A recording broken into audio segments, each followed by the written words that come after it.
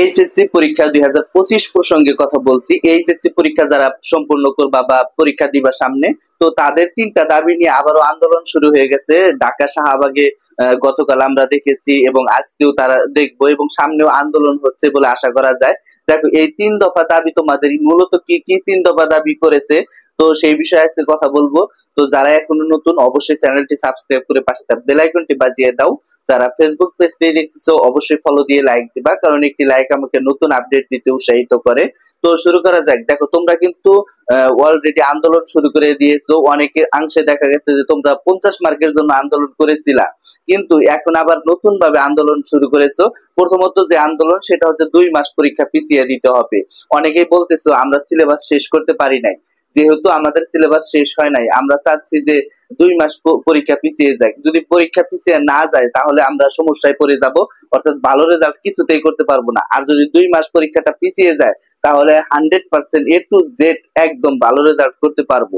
তাই আমরা চাচ্ছি যে 2 মাস যেন আমাদের পরীক্ষাটা পিছিয়ে দেয়। এটা কিন্তু সারা বাংলাদেশের শিক্ষার্থীরাই চাচ্ছে যে তোমাদের পরীক্ষাটা যেন পিছিয়ে দেয়, কিন্তু সেটা কতটুকু কার্যকর করতেছে সেটা আন্দোলনের পরেই বোঝা যাবে। তো দ্বিতীয়ত, বিগত সালের ন্যায় পরীক্ষা অনুযায়ী পরীক্ষা গ্রহণ করতে হবে, অর্থাৎ বিগত সালে যেভাবে পরীক্ষা হয়েছে এবারে দেখলাম আসন বিন্যাস নতুন ভাবে করেছে তারা, এবং পরীক্ষা পদ্ধতি সম্পূর্ণ ভিন্ন নিয়মে।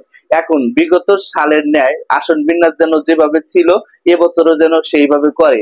আর পরীক্ষা যে পদ্ধতিটা, এই পরীক্ষা পদ্ধতি যেন 100% ওই আগের মতোই করে, নতুন ভাবে যেন কিছু না আসে, অর্থাৎ সিলেবাসের বাইরে যেন কিছু না আসে। তোমরা এটা নিশ্চিত থাকো যে সিলেবাসের বাইরে কিছু আসবে না। তবে যে আসন বিন্যাসটা, এই আসন বিন্যাসটা নতুন ভাবে তারা সম্পূর্ণ করবে। এইটা নিয়ে কিন্তু তোমরা আন্দোলন শুরু করেছো এবং সেই অনুযায়ী হয়তোবা কতটুকু কার্যকর হবে এটা কিন্তু বোর্ড কর্তৃপক্ষ অবশ্যই তারা বলবে। তো তৃতীয়ত, অকৃতকার্য শিক্ষার্থীদের সাপ্লিমেন্টারি পরীক্ষা গ্রহণ করতে হবে এবং গ্রেস মার্ক পদ্ধতি কার্যকর করতে হবে।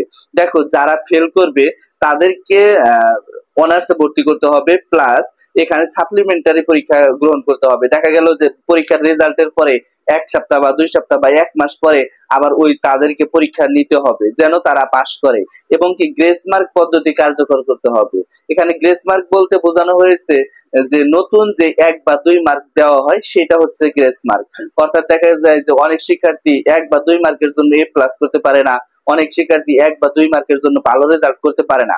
এখন যে সকল শিক্ষার্থী ভালো রেজাল্ট করতে পারে না তারা কিন্তু চাচ্ছে যে গ্রেস মার্ক যেন দেয়। এখন 1 মার্ক যদি দেয় এমসিকিউতে, তাহলে দেখা যায় যে লাখো শিক্ষার্থী পাস করার আশঙ্কা থাকে। দেখা যাক তারা এই দাবিগুলো পূরণ করে কিনা। তো এই ছিল আজকের ভিডিওটা। সামনে কোন আপডেট চাও অবশ্যই কমেন্ট বক্সে জানাবা। ধন্যবাদ সবাইকে।